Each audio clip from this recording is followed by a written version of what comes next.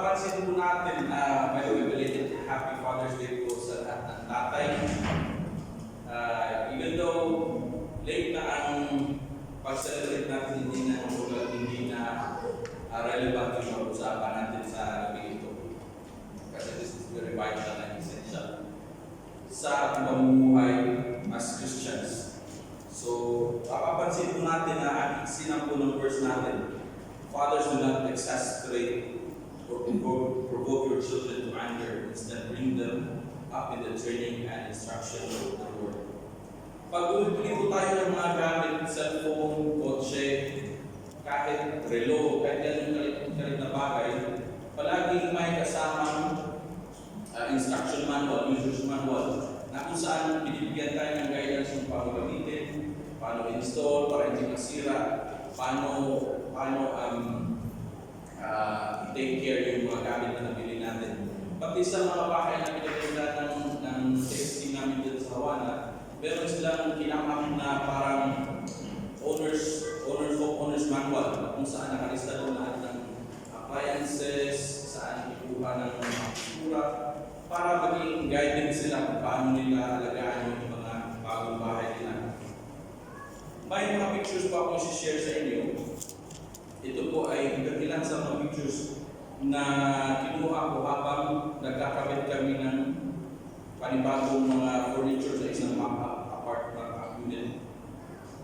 Mock-up unit means ibig sabihin sa unit may makita tayo mga assembly guide. Next pictures is mga ganyan. Ito isang maliit na bagay na isang grill lang siya. Sige po sis, next picture. Ito po yung final na outcome. Pero sa hindi pa sanay magkumpul o mag-assemble ng ganito, kailangan talaga natin ng may guide. Next picture sis. Meron din kami mga mesa, may kita natin sila, expert na yung nagkakabit, pero nakita ko na binuklat pa rin nila yung mga pamphlets sila nakasama dun sa mga box na yan. At ito po yung final na outcome ng pag-assemble ganyan. Pero, when it comes to fatherhood, kahit sa mga projects na to, kailangan natin makita yung bigger picture para ma-appreciate talaga natin ang function niya. Kung saan siya kung pwesto sa buong setup ng design. Next picture is yan ang hindi pa tapos yan, pero makikita mo na siya pala ay isang part lang ng isang buong plano. Malamang ilipat pa yan ang designer kung nakita niya, may tatanggalin pa siya mga decoration, may i-add pa siya. Pero, hindi tayo nalilimit dun sa instruction manual lang mismo, hindi dun sa isang mesa lang mismo. But in order to appreciate the text itself, kailangan natin makita ang kabuuan ng design. Ganon din sa pagiging father. Pero kung napapansin natin, ang iksi ng verse natin, isang verse lang. Kung titignan natin ang Bible, isa lang ito sa pinaka-specific na nagbigay ng instruction to fathers. Maiksi nga ba ito? Kulang nga ba ang instruction sa Bible? Pansinin lang po natin ang word na fathers at bring them up in the training and instruction of the Lord. Diyan po tayo focus, pero huwag niyo pong kalimutan ang father at saka ang part na bring them up in the training and instruction of the Lord. Sasagutin po natin ang tanong niya habang i-discuss po natin ang topic about fatherhood. One of the privileges given to a man is the joy of participating in God's command of procreation and to act as a shepherd and the leader of his offspring in glorifying God by anointing them with Christ. Therefore, God is glorified when the children learn about Jesus Christ and what God did through him, saving his people and giving them redemption and eternal life. In that way, God is glorified. So, may iba't ibang role ang isang tao, particularly isang lalaki, when it comes to relating with God, with the community, with the people around him. First and foremost, before siya naging father, ay naging isang asawa muna siya.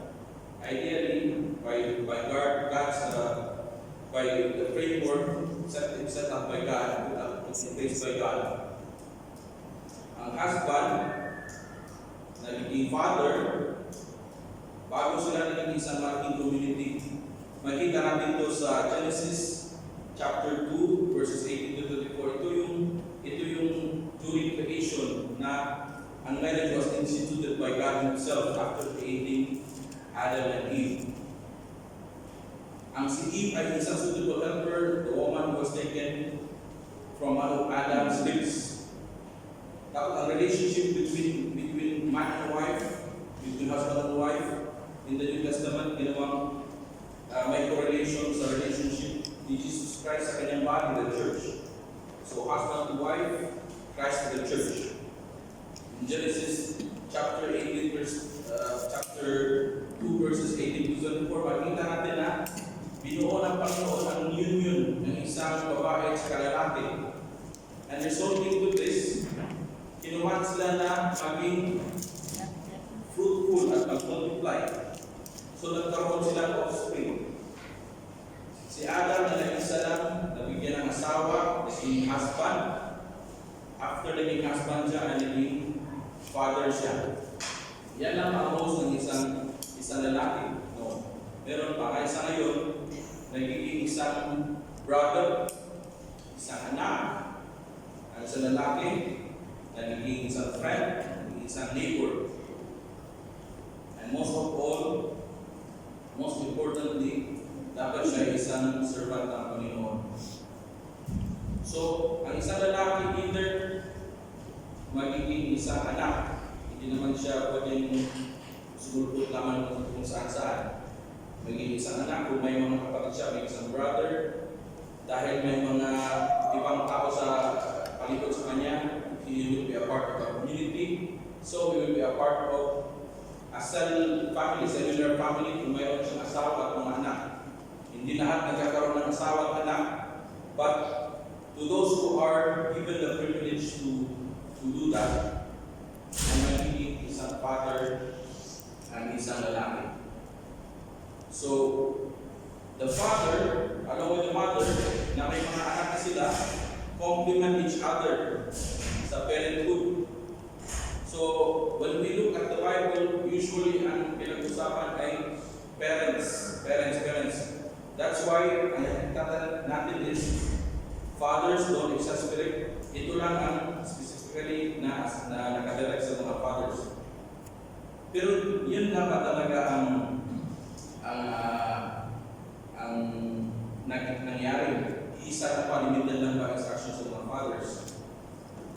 Pagdating po sa mga anak, ang ninanais po ng Panginoon is godly children.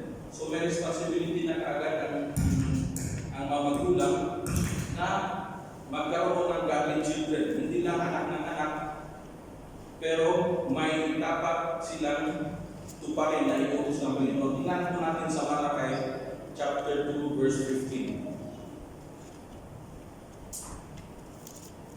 As that the one God made you, you belong to Him in body and spirit. And what does the one God see? Ano bang hinahanap ng Panginoon? Godly offspring. So be on your guard and do not be unfaithful to the wife of your youth. So, ang responsibility nga pala ng mga magulang, pati ng tatay, is to come up with magkaroon ng mga godly offspring para sa Panginoon.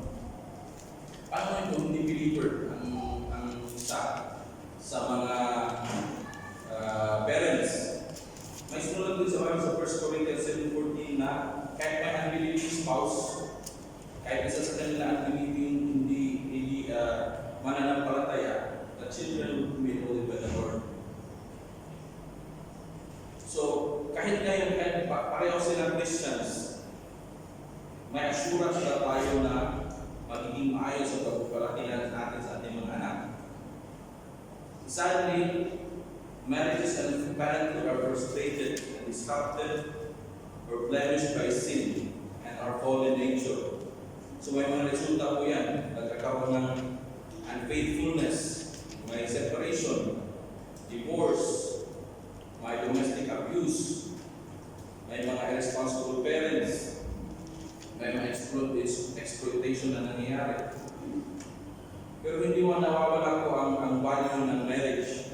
It remains to be honorable and as a duty for Christians to decide to live as husbands and wives. So kailangan po muna, ideally, maging isang asawa in the Lord. Yung isang lalaki bago maging father. So believers are to marry in the Lord, in Jesus Christ. Hindi lang, kaya din-describe or against talaga sa paniniwala ng isang Christian na yung mag-live-in, anong tawag ko sa hindi nagpapakasal, nag-live-in, tapos nagkakaanak. May mga bagay din na nangyayari dahil sa holiness ng tao, sa goodness ng tao.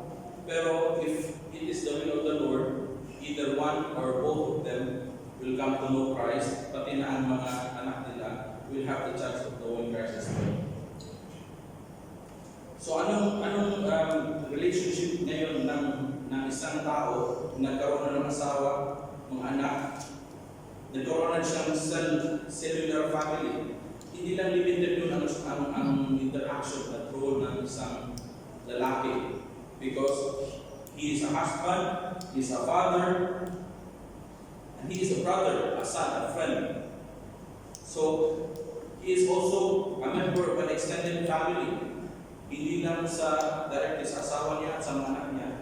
May mga tiyuhin siya, may mga pinsan siya. So, kung ano yung ginagawa niya as a family man sa mga anak niya, makikita din ang effect nun sa immediate family as well as extended family. Pati na rin sa church at sa community. Kasi ang Christian, naturally, its natural tendency is to attend church, to see other Christians, para makipagpalakasan ng faith, at maging matuto tayo, ma-edify tayo sa isa't isa.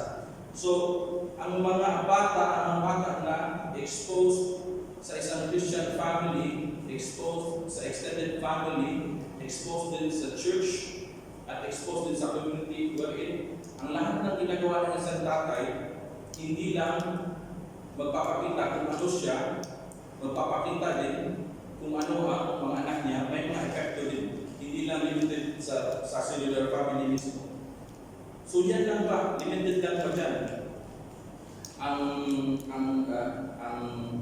role ng isang tatay, ang effect ng isang role ng isang tatay. When it comes to fatherhood, hindi lang pala earthly, hindi lang pala family, extended family, community. Meron din relasyon sa Panginoon. Ang pagiging tatay is guided by God kasi ang fatherhood ng Panginoon ay ang guide natin, ang pattern natin. Ito ang magiging batayan kung ano ang kailangan natin gawin. Usually, fathers are guided by, first of all, instincts that make us act naturally caring, protecting, and providing. The next one is by examples ng kapwa natin fathers. About dito sa church, makikita tayo ng successful fathers na kung saan maganda ang outcome ng pagpapalaki ng kanilang mga anak. Ang mga fathers ay matututo din galing doon.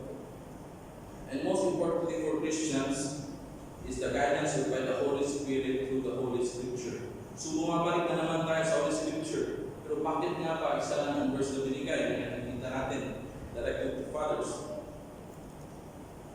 The idea of fatherhood only came when the first man and women were created nung nag-anak sina Eva at saka si Adam? Or before that? Or when God decided to call the Israelites as His children? Actually, from eternity past, ay nandun na ang fatherhood ng Panginoon because He was a Father to Jesus Christ eternally. The Father, Son, and Holy Spirit existed eternally, and they will exist forever.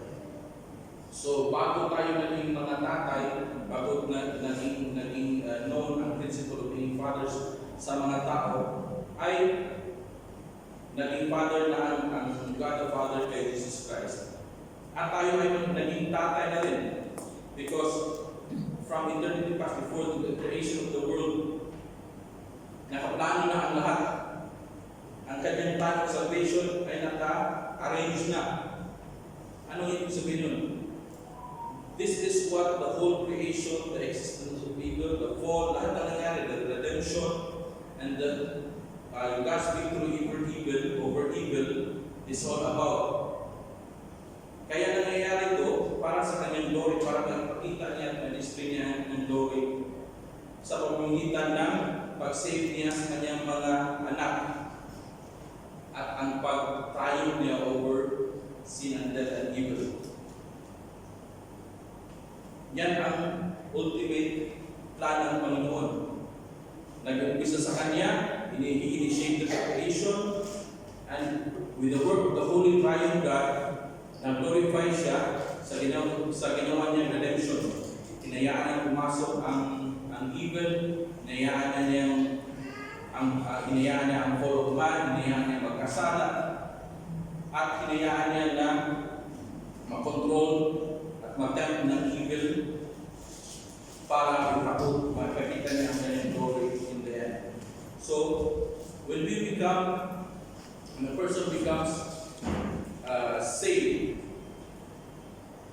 he becomes an adopted child of God in Jesus Christ.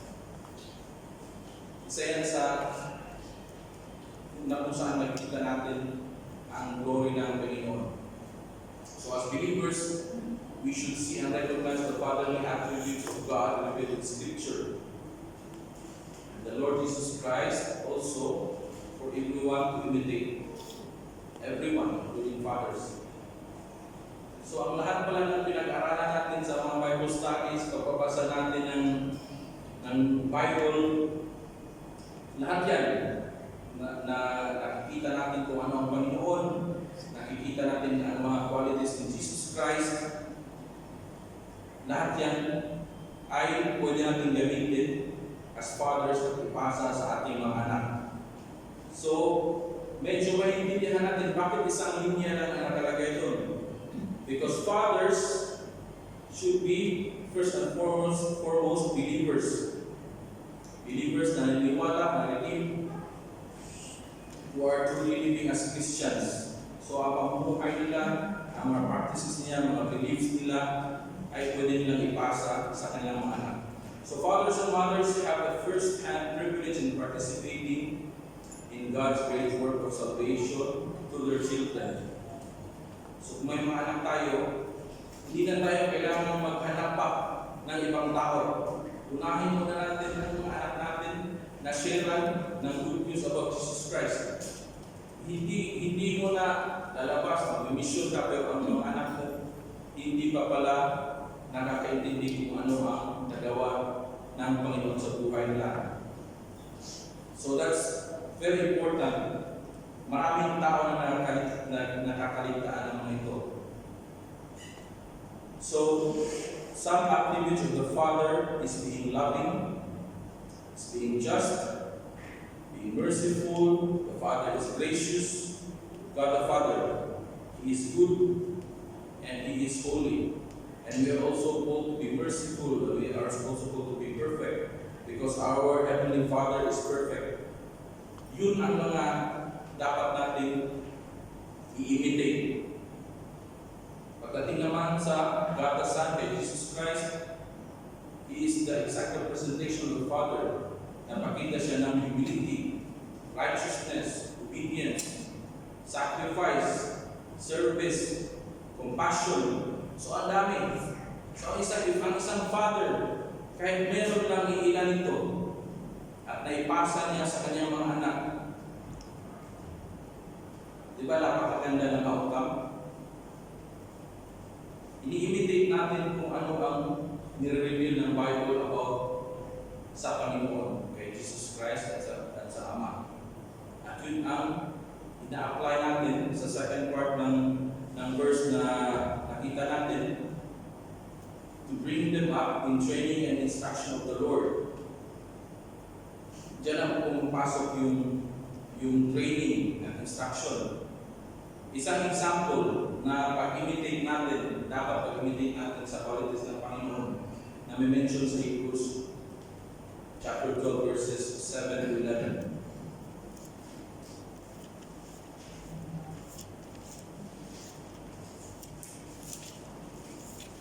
Endure hardship as discipline. God is treating you as His children. For what children are not disciplined by their father? If you are not disciplined, and everyone undergoes discipline, then you are not legitimate, not true sons and daughters at all. Moreover, we have all had human fathers who disciplined us, and we respect them for it. How much more should we submit to the Father's spirits and live? They discipline us for a little while. Ito po discipline us ang mga earthly fathers po natin ito, as they thought best. So according to kanilang experiences, kanilang mga natutunan, kanilang mga nakita, ganoon din ang pagdisiplina niya ng isang tatay sa kanyang mga anak. But God disciplines us for our good in order that we may share His holiness. So, no discipline seems pleasant at the time, but painful. So, talagang mahirap na masakit ang pag-discipline. But later on, however, it produces a harvest of righteousness and peace for those who have been trained in it. So, nandiyan na po yung training. The word ng training. Part po ng training ng isang bata na under sa authority ng isang ama is discipline. This is one of the qualities wherein God displays His righteousness. Kasi kailangan i-discipline ang lumalabag sa kanyang mga utos. So, paano ngayon natin makukonekto sa mga earthly fathers natin? Ang mga earthly fathers natin has a duty to be the shepherd and leader of his children. Earthly fathers na po ito. They show affection and guide, they provide, they protect, they teach, they train, they discipline, they encourage, they comfort. At kung isang Christian na po ang earthly father, he will evangelize. What does evangelization means? I-introduce niya si Jesus Christ sa buhay ng mga anak niya. The good news of the gospel of Jesus Christ, i-share niya paano siya mag-share sa ibang tao. Even, first of all, sa unbelieving spouse. But we are talking here about the father and child relationship. And he will disciple, he will exhort. Ano ba i-exhort? He will strongly encourage. I-encourage na gawin ang tama according to the scripture, according sa mga turo ng Bible. And instruct the children of the Word and the Word of God. And to serve as an example or model of the students. So ano yung makikita ng mga anak natin? Yan lang din po, most likely ang susundin ng mga bata. Kung walang father figure, maghahanap ng iba sa labas. But most likely kung ano ang mga practices, ano ang mga habits ng tatay nila, yun din ang gagawin ng mga anak. So there are unbelieving fathers. Paano ang mga unbelieving fathers? Ang mga unbelieving fathers, they could display something good based on our moral standards, na standard ng tao. Halimbawa, may isang mabait na tatay, hindi siya Christian, hardworking pa rin, nagpo-provide pa rin, he protects his children. Pero ano ang kahalagahan, ano ang difference ng pagiging good father na unbeliever or a good father na godly father. Ang lahat ng ito ay ang assignment sa kanya ng Panginoon. Ang maging tatay is considered one of the good works. Good work na assigned sa isang Christian. Ang good work at righteousness ng isang tao ay considered na filthy rag. Isaiah 6:4. 64:6. Kahit gaano pa kabait, hindi magiging acceptable sa Panginoon ang gawain ng isang tao unless it is done in Jesus Christ. Na hindi tayo nagkaroon ng pagsasakop ng righteousness ni Jesus Christ. May dalawang klaseng righteousness. Ang righteousness na gawa ng tao at ang righteousness na nakukuha natin when we believe in Jesus, when we have faith. Ang righteousness ng tao ay hindi acceptable sa Panginoon. Ang righteousness ni Jesus Christ ang only nakakasatisfy ng requirement ng righteousness ng Panginoon. So we have to be in Jesus in order to be acceptable, in order for our works to be acceptable by God. So,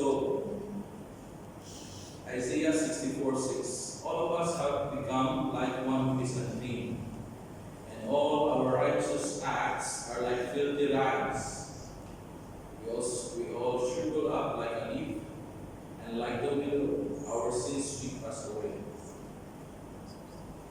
So the righteousness in Jesus Christ, ito po ang kaibahan when one is performing the work that is entrusted by the Lord sa mga fathers.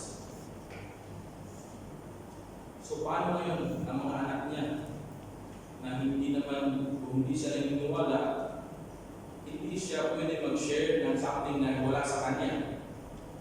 Of course, hindi pa ubayaan ng Panginoon ang mga anak niya sila talagang tinawag or destined to be children of God. Kasi may gagamitin at may gagamitin para ng Panginoon para sila makarinig ng gospel at sila ay mag-respond.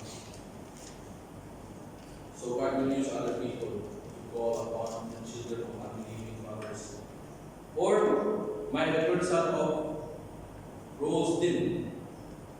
Malamang kung ikaw ang naging Christian, ako ng Christian sa inyong pamilya, ikaw yung natasan ng Panginoon na dalhin yung pamilya mo, pati father into Christ. So dapat maging aware tayo sa mga sitwasyon na ganito. Most of us, I think, come from a different church, hindi Christian. Ako personally, I'm the only born-again Christian sa family. I'm trying to share the gospel.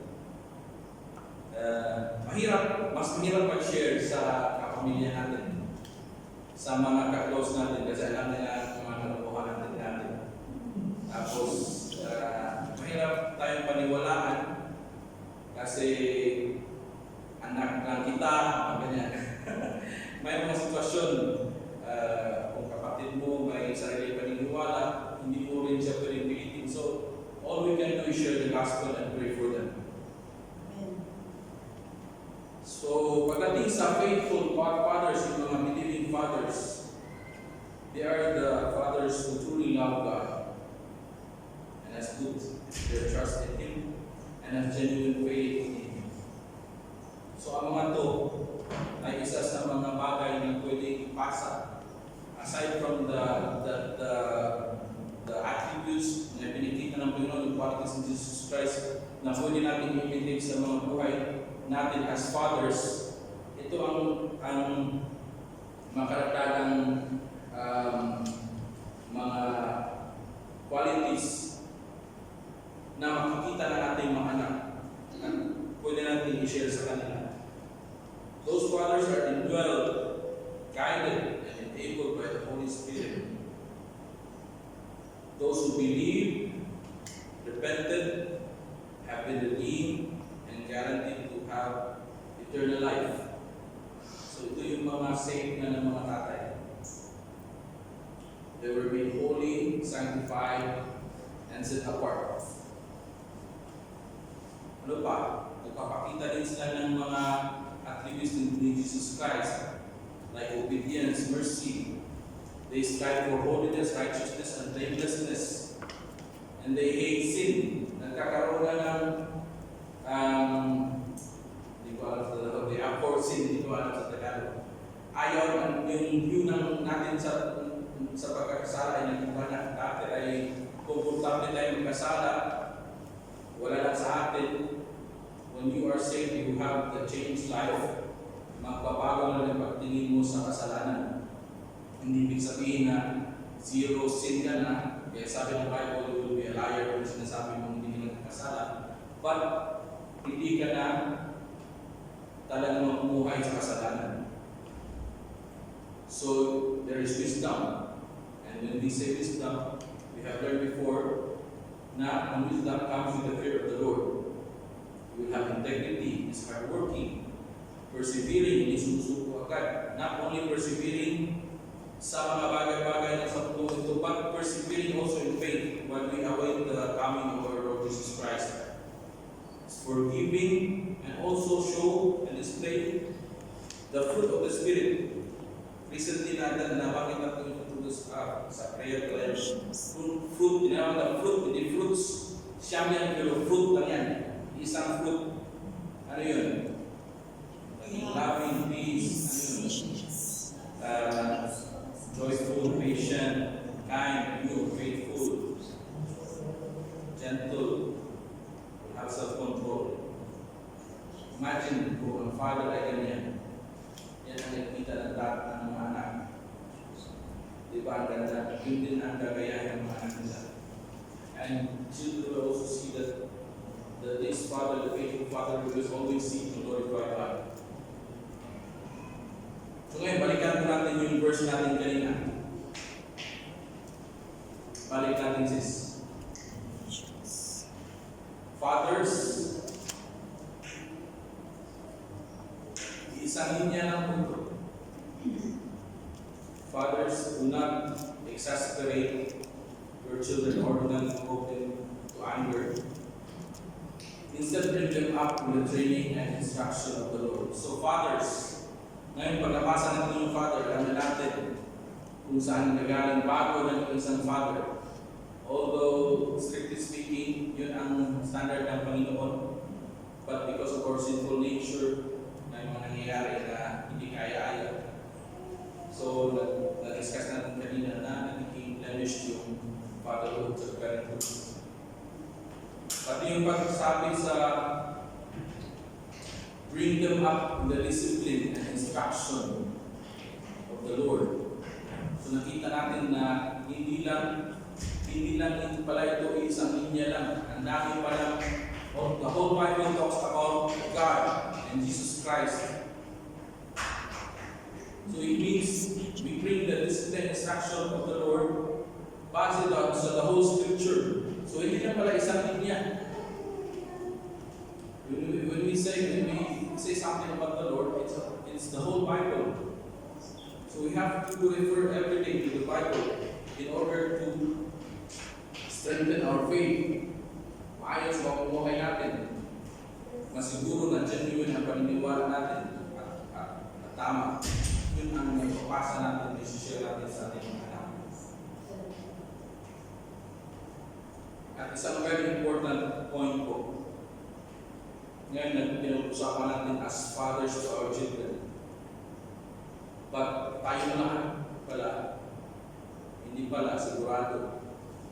Tayo ay mga anak din. So, hindi lang relationship sa God the Father, hindi lang relationship as fathers to our children, but also relationship to our parents, especially our fathers.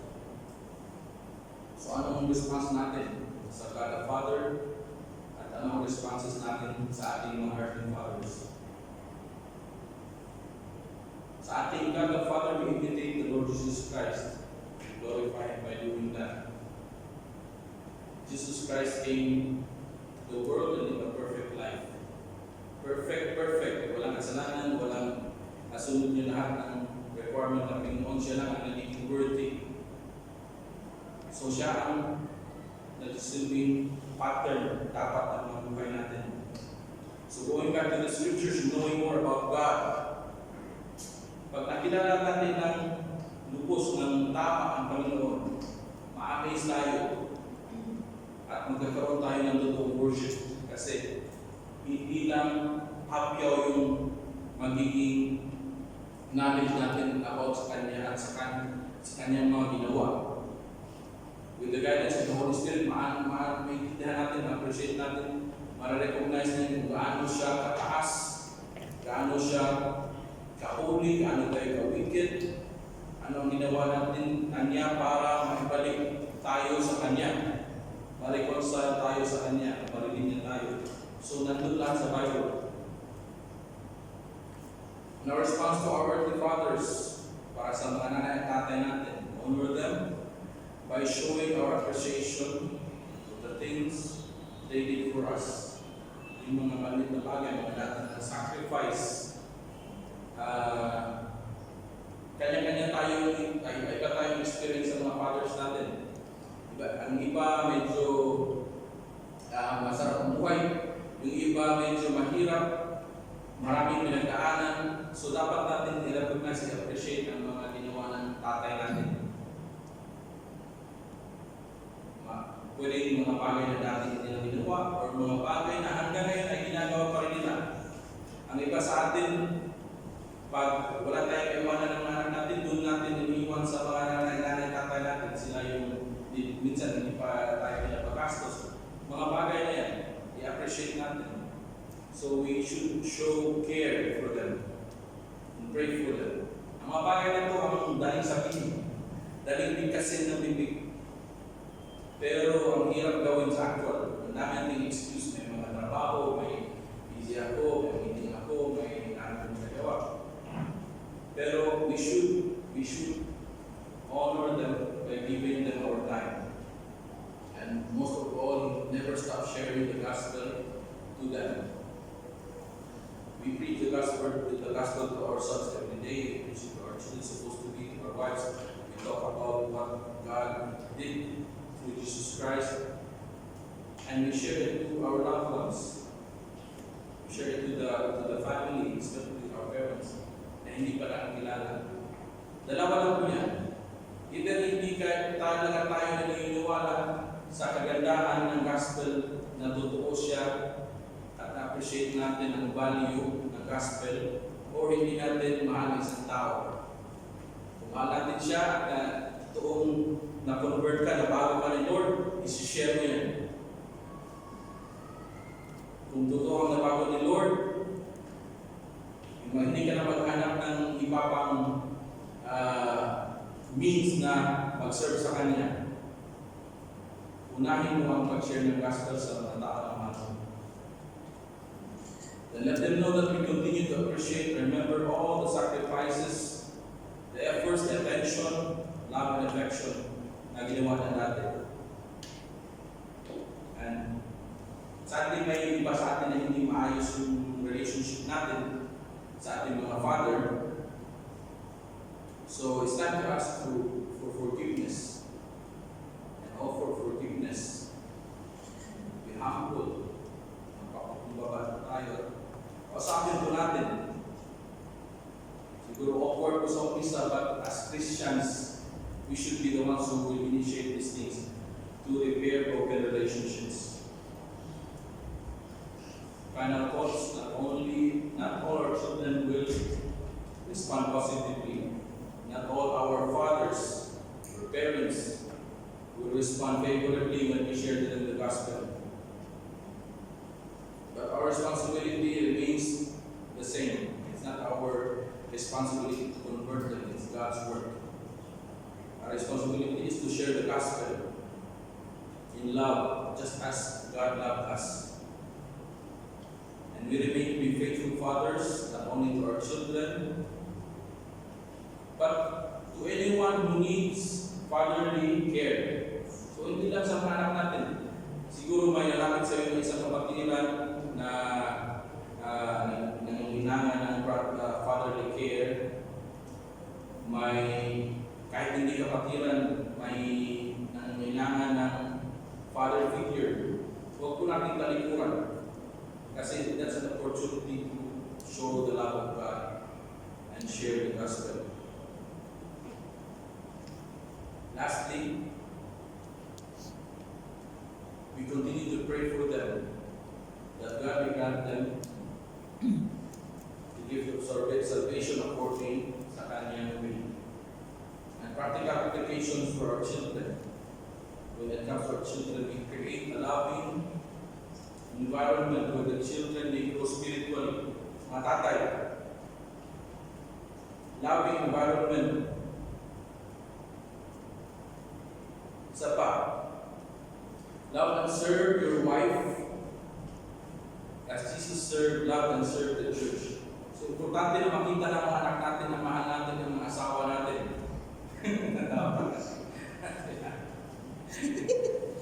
Totoo yan. Ano makita pa? Kaya ba, i-open face, nasa kami yung asawa mo. Tapos nakita ng mga anak. First of all, hindi ang Christian. Hinayaan mo yung asawa mo na hindi maganda. Dapat bigyan mo ng papaganda.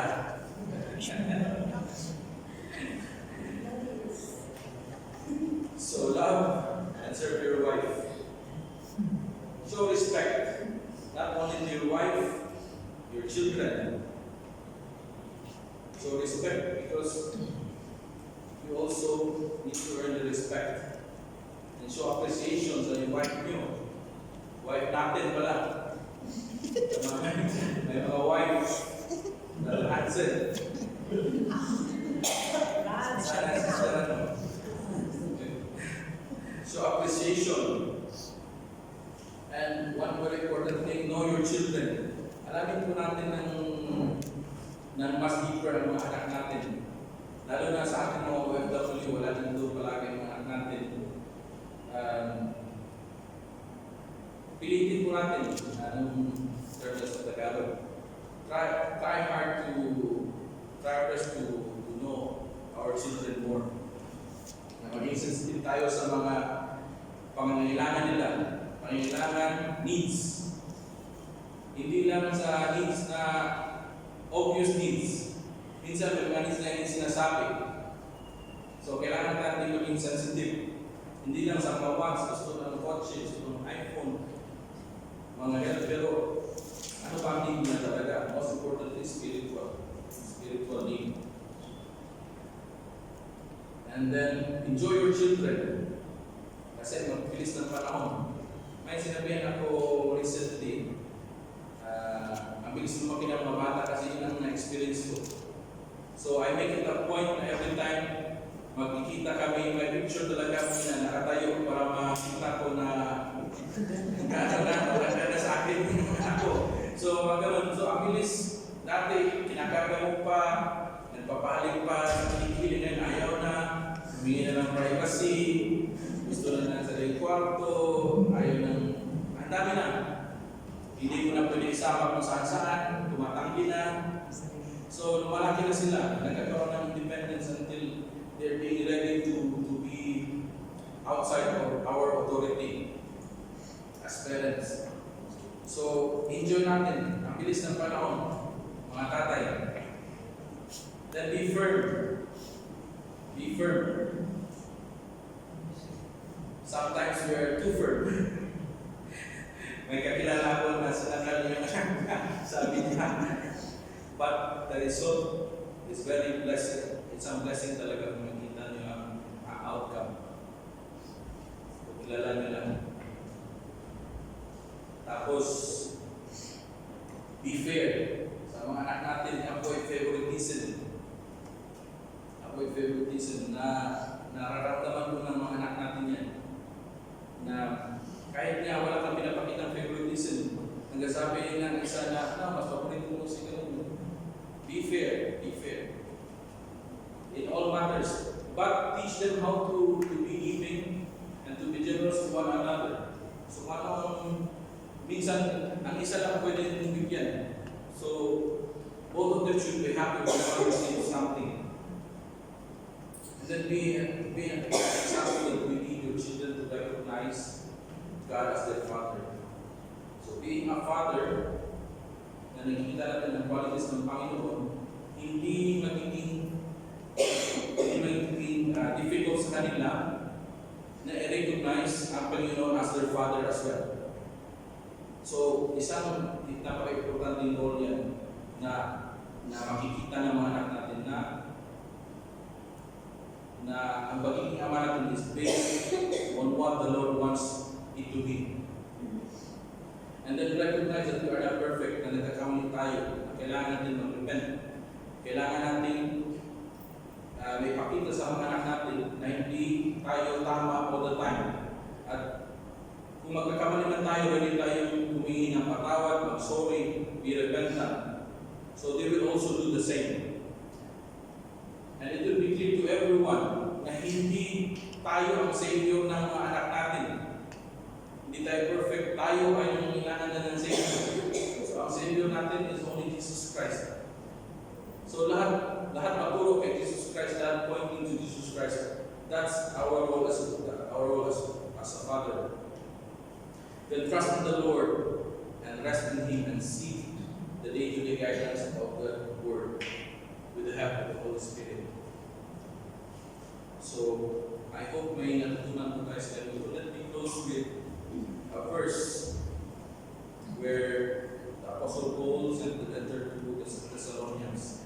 1 Thessalonians 2:8-11.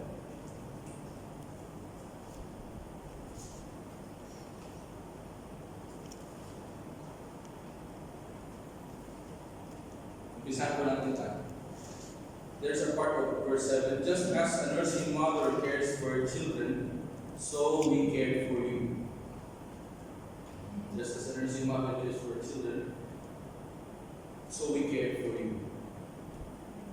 Because we love you so much, we were delighted to share with you not only the gospel of God, but our lives as well.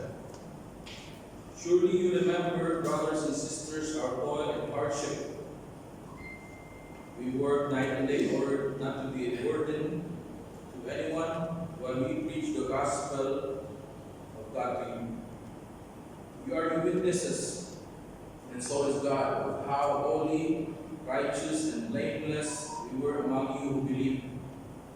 For you know, because you know that we dealt with each one of you as a father deals with his own children, encouraging, comforting, and urging you to live lives worthy of God, who calls you into His kingdom and glory. Verse 12 says,